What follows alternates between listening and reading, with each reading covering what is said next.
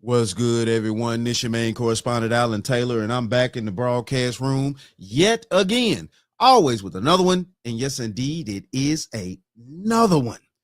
So apparently, of course, Mexico and Donald Trump, Mexico and America have come to an agreement. They've paused the tariffs on Mexico right now for a month. And we're going to see how this is going to go. Now, Trump did say, and I did a broadcast on that, on my page and stuff. Trump did say that at this point right now, this early in the game, we will have some bumps in the road. And I get it, things like that. In order to clear things up, in order to get to the sunshine, it's going to be a little darkness, okay? So what's the French toast? It's going to be a few storms. It's going to be a few storms before we get to the sunshine.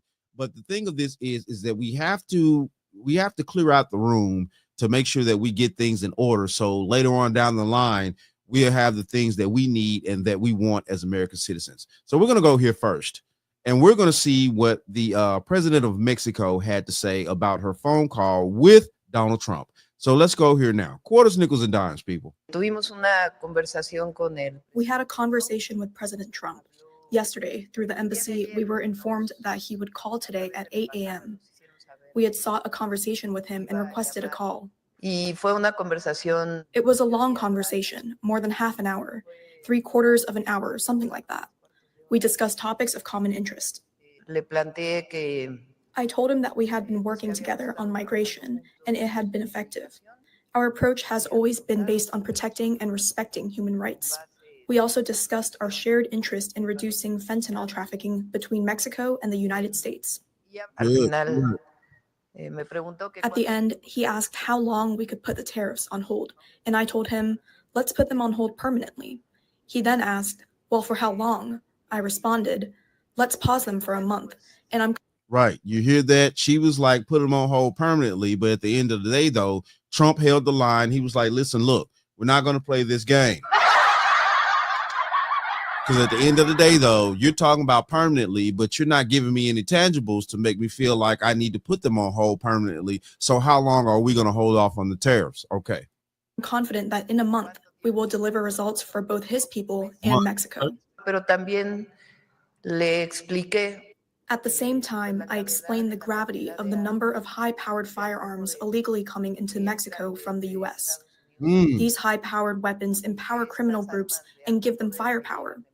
We also asked the U.S. to help prevent arms trafficking from their country into ours. He agreed. Donald Trump's stuff. I could definitely agree with that. Hold on here a second. I could definitely agree with that. Yes, that has to be shut down as well. That has to be shut down as well. Yes, I definitely agree with that and things like that. We cannot be allowing our weapons and things like that to cross the borders to help fund these illegal cartels and stuff like that. Hopefully Mexico has something in place to where they can start combating the illegal cartels down there, because the cartels in Mexico are very treacherous people and things like that. So yeah, we need to do that as well. Donald Trump is also on board with trying to stop that as well, and that's how that's going to work out from that point. So we're going to keep going here, and we're going to check on this end right here. So apparently, they're going to talk about the impact at the Mexican border with the tariff situation. Let's go here now. Let's dig a little deeper now on President Trump's decision to pause tariffs on Mexico. Trump agreed to the 1-month pause after reaching a deal with the president of Mexico. Correspondent Jason Allen takes us to a trade hub in Texas to talk about the logistics of that agreement and what it means for border communities. We're here at the World Trade Bridge in Laredo. This is a place where 40% of the goods between Mexico and the U.S. pass back and forth. It is essential to this international trade. Okay, so this is also where other things are getting traded. You know what I'm saying? Trafficking of people, definitely guns, of course, drugs, other things like that probably are getting trafficked through this area right here. I mean, I'm just being logical here. If it's so much, actual legal goods and things like food, all types of stuff that are getting, passed through this port of entry here, that we put in our stores and things like that. Why wouldn't other things be coming through here as well? Let's keep going. And as you see the trucks that are moving back and forth between the countries, the mayor expressed to me yesterday that what he saw was, well, he described it as potentially a game of chicken to see who was going to move first on something that could so substantially impact this trade in North America. Well, it does appear now, according to posts from Mexico, the president of Mexico, that there has been an agreement to put these tariffs on pause, at least for a month. So just 12 to 14 hours before they were set to go in effect, they are on pause. This comes after discussions between the two countries and an agreement that both of them will work on security and trade. Mexico's president says they will surge as many as 10,000 troops to the border. That is to work on preventing drugs from crossing into the United States, especially fentanyl, something President Trump has been concerned about. The Trump administration has in turn agreed to do what it can to prevent the movement of high-powered weapons over into Mexico, weapons that would potentially go to the drug cartel. And the big headline then, because of that agreement, is that the tariffs have been put on pause for a month. Now, in talking with logistics and transportation experts, they expected that if tariffs did go into effect, it would be a few days as everybody figured out how this was going to work. Would they stay? Would companies accept some of that extra cost? How much would they pass on to the consumer? Once you get past a week, that's when they felt you could see some of the bigger, larger effects. Higher prices, maybe trucking would slow down, maybe warehouse jobs would slow down, and there could potentially be a ripple effect away from these border communities across the country and across North America. But for now, those tariffs appear to be on a pause for a month as all countries, Canada, the United States, and Mexico, continue to talk. Well, that's what's up right there. What the French toast is there to think about? It has to be something to this degree in order to get things on board. We have to have some type of, situation, a sit down or talk and things like that. They had to have this happen. I'm pretty sure Mexico doesn't want to deal with tariffs. We don't want to deal with tariffs. We don't want to put these things in place. But at the same time, though, too, we don't want to have both sides having our financial economy fucked up because, we playing these, these games out here. Nobody wants to really do this. But, in the big picture is that low key, in the beginning, if we have to use tariffs, yes, we probably will get a sting or something like that on our prices and things like that at first, but eventually it's gonna smooth out because the other countries are gonna suffer way more than we are because, like I always say in all of my broadcasts, when I speak upon situations like this, that we are the world's workhorse. We are the workhorse of the world, and we pay the world out here. Okay, what the French toast is we pay the world. We pay the world. So we buy the TVs from China. We buy the avocados from South America. We buy everything over here and things like that. We are the world's workhorse. So okay. Let's keep going here, people, and we're going to check on more right now. So, we're going to go to, of course, Sky News, and Sky News be on it, man. Australia is always, in our business over here, but, hey, it's okay. It's okay. Be honest with you, though, they are on point with a lot of stuff. So listen, look, we're about to dive off into this, and they're talking about the situation between, Mexico and the United States because they have vested interests over here, too, as well. Let's go here now. Quarters, nickels, and dimes, people. Trump saying that he is going to impose tariffs on Mexico, Canada, and China. 25% on Mexico and Canada, an extra 10% on China. Looks like, though, the Mexican tariffs have now been paused. We just heard from the Mexican president a short while ago. That has now been confirmed by President Trump as well. Let's cross to our US correspondent, Mark Stone. So it seems that an agreement has been reached with Mexico. We know that a conversation is happening also with Canada today. Might that be paused as well, do you think? Jane, truly, it is hard to keep up with the news here in the US at the moment. But yeah, I mean, a real interesting development. Just 24 hours after he said he would impose these extraordinary tariffs on on his two neighbors, Canada to the north, Mexico to the south. They have gone away for a month at least. Why? Well, on the face of it, because Mexico is complying with Donald Trump's demands. And I wonder if this is going to become a pattern. And from Trump's perspective, he will see this as a massive, massive win. We heard from the Mexican president just now. She has released a tweet as well in which she outlines precisely the outcome of the good conversation, as she put it, with President Trump. And she says that Mexico will reinforce the northern border with the United States with 10,000 National Guard elements immediately to prevent drug trafficking from Mexico. Particularly fentanyl coming into the United States. She says also that the US has committed to work to prevent the trafficking of high-powered weapons into Mexico. So a bit of things going both ways. And she says our teams will begin to work today on two tracks, security and trade, and that the tariffs have been put on hold for a month, I guess a month, so that President Trump can be the judge as to whether or not what the Mexicans have said they will do, they actually follow through on. Right. Hey, listen, look, here we go. Here we go. And these are the points right here that we're talking about. Yes, it has to be a follow through on it. The grace period and things like that will allow time for both sides to, honor their agreements and stuff like that, to see the crackdown on the situation. The 10,000 troops are already being sent there, allegedly supposed to be. So we're going to see, at least within the next few days and things like that, if the 10,000 troops from Mexico side are being sent to the edge right there like they're supposed to be. And then we're going to see if, our in law enforcement are going to be able to maneuver and crack down on the, basically the illegal guns that are being sent over to the cartels. So yes, it's a grace period time. Listen, look, if this works out, it's going to work out for both sides.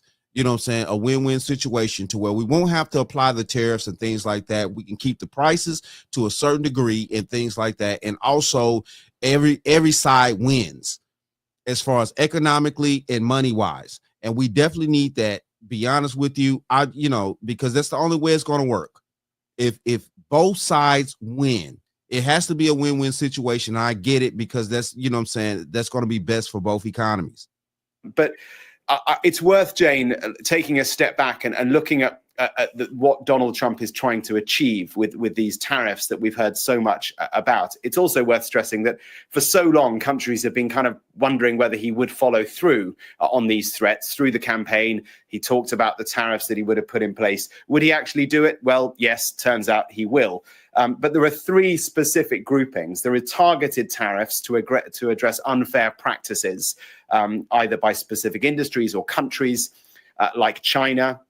There are general tariffs, low-level, low-percentage tariffs applied across the board, across all different sectors, in order to generate revenue for the United States. These tariffs are the ones that the UK is particularly worried about.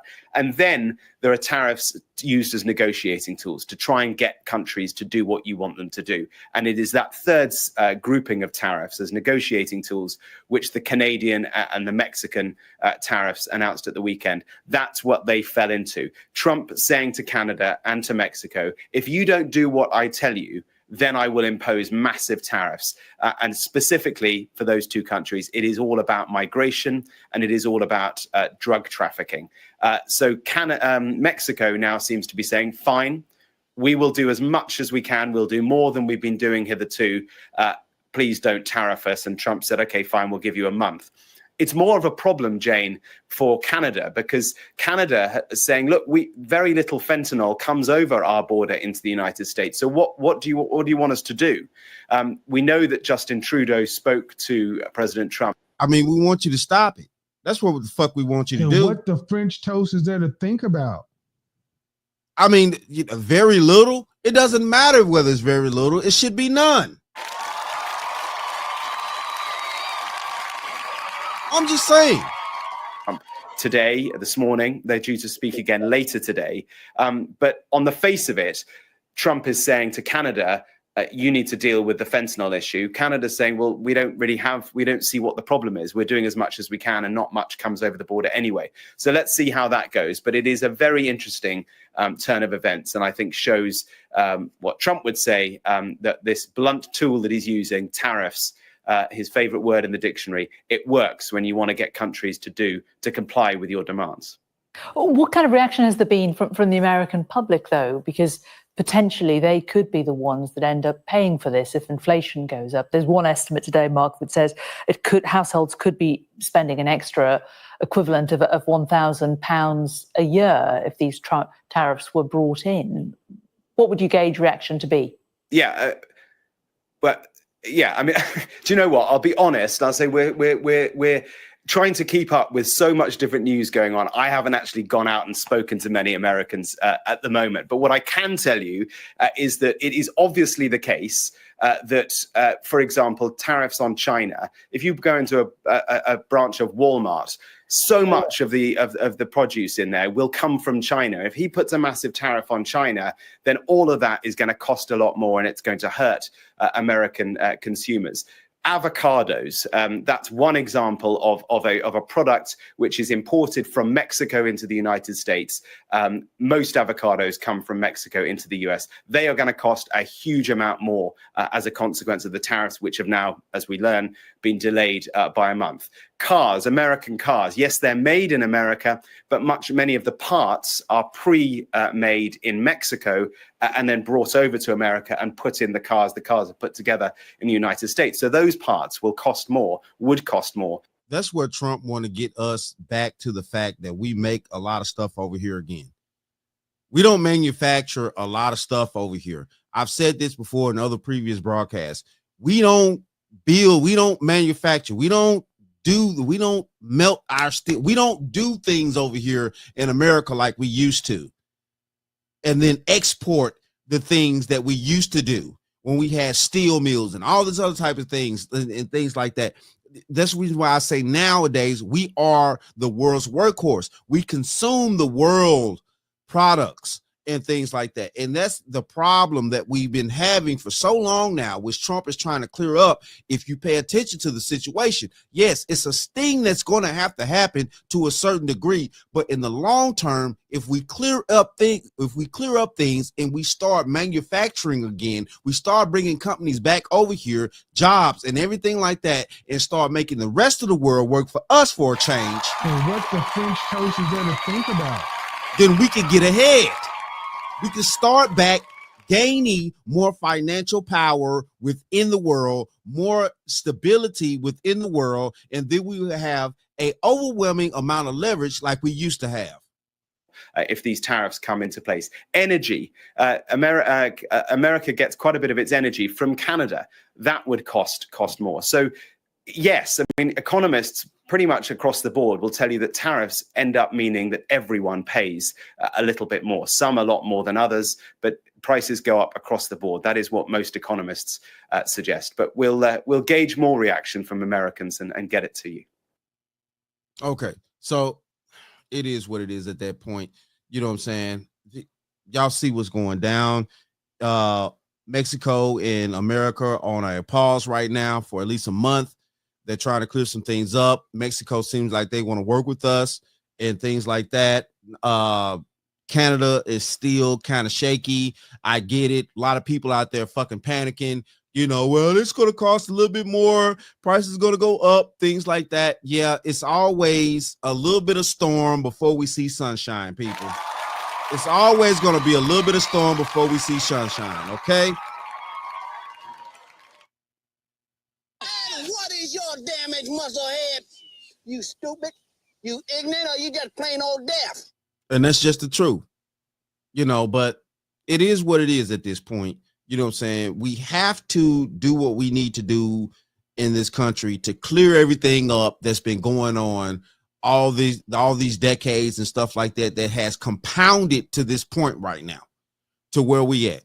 We no longer manufacture anything serious that we can export to a lot of other countries. A lot of other countries don't buy our vehicles. A lot of other countries don't buy a lot of goods from us anymore. Like I said before in previous broadcasts, and I'm going to keep saying it, we are the world's workhorse. We consume more of the world's products than we are producing and sending out to make sure that we gain a financial balance in the world. And that's been a huge problem for the longest now. And, you know, I get it. I get it. Hopefully you do, and things like that. And we can clear this up. Like I say, a little bit of storm is going to come down before we actually see some sunshine.